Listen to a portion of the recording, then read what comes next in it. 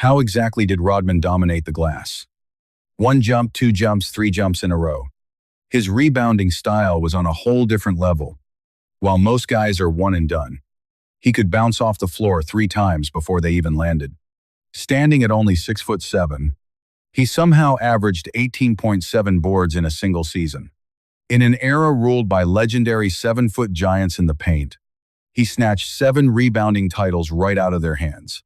When people stop and wonder how a forward could be such a monster on the boards, the answers are all hidden in his original scouting report.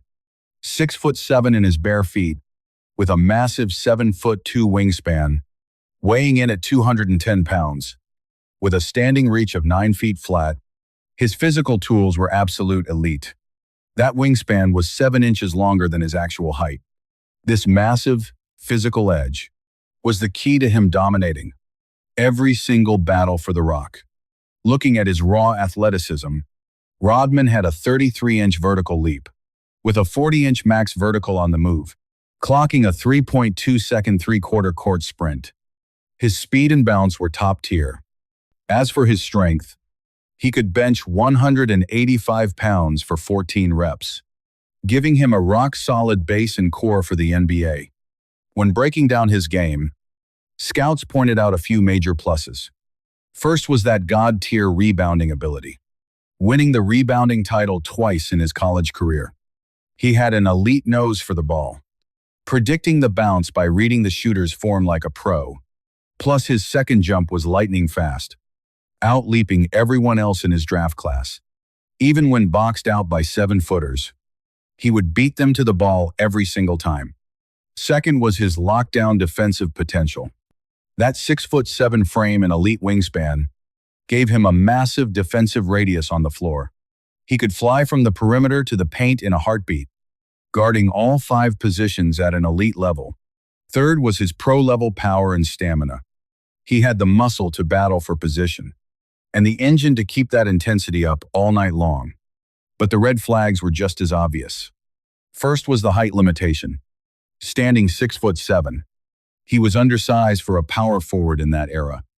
The league back then was built on traditional bigs, and going up against heavy 7-footers often put him at a serious disadvantage. Second was his non-existent offensive game. His athleticism was geared entirely toward the boards and the defensive end. His offensive bag was extremely shallow, lacking any kind of real shot creation. Third was the low development ceiling. Rodman was already 25 on draft night, making him an old rookie for the time. His technical skills and physical frame were basically set, with very little room left for future growth.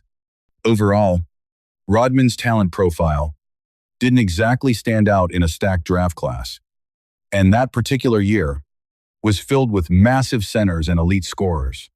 The competition was brutal. With so many holes in his offense, Rodman failed to grab any real attention. Eventually, Rodman slipped to the second round, taken by the Detroit Pistons at 27 overall. Once he got to Detroit, Rodman met the savior of his career, head coach Chuck Daly. Daly didn't just give him love and support. He designed a custom blueprint just for him. He told Rodman to focus only on boards and defense. Instead of forcing him into a traditional post system, this game plan maximized his legendary strengths, while hiding all his flaws on the offensive end. When critics claimed Rodman couldn't score, Daly stepped up to shut them down. Dennis Rodman does not care about stats. His job is to rebound and defend the rim, and that is exactly what we need from him. In Dallas' gritty system, Rodman's raw talent was finally unleashed. He was more than just a defensive anchor. He could guard anyone from small forwards to centers, becoming the heart and soul of the Pistons roster. And his rugged style fit the Bad Boy brand like a glove. The arrival of Rodman was the final piece that made the Bad Boys legendary